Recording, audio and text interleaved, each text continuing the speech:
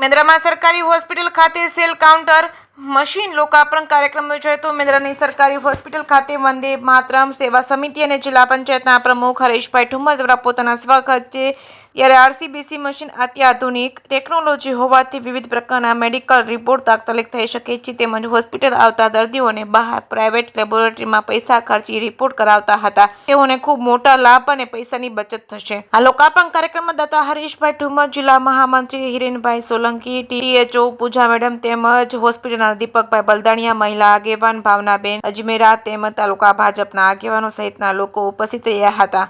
જે કે ગુજરાતી સાથે કમલેશ મહેતા, મેંદડા। મેંદડાની અંદર માનનીય જિલ્લા પંચાયત પ્રમુખ શ્રી હરેશભાઈ ઠુમર તરફથી સ્વખર્ચે સેલ કાઉન્ટર મશીન દાન કરવામાં આવ્યું છે। માનનીય જિલ્લા ભાજપ મહામંત્રી શ્રી હિરેનભાઈ સોલંકી નવરત હસ્તે એની ઓપનિંગ કરવામાં આવી છે।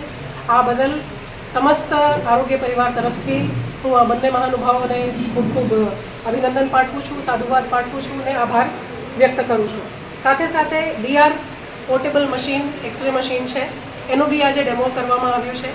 આ એક્સરે મશીન બી ટૂંક સમયમાં આ દવાખાનાને મળશે એવું અમને વિશ્વાસ આપવામાં આવ્યો છે। આ મશીનની ખાસિયત એ છે કે આ રેડિયેશન ફ્રી છે, ઝડપી એમાં રિઝલ્ટ મળે છે, સારી ક્વોલિટીનું વિશ્વસનીય રિઝલ્ટ મળે છે અને બહુ જ નાના જગ્યામાં એમનો યુઝ થઈ શકે છે અને પોર્ટેબલ છે તો આપણે એને ફિલ્ડમાં બી શિફ્ટ કરી શકીએ છીએ।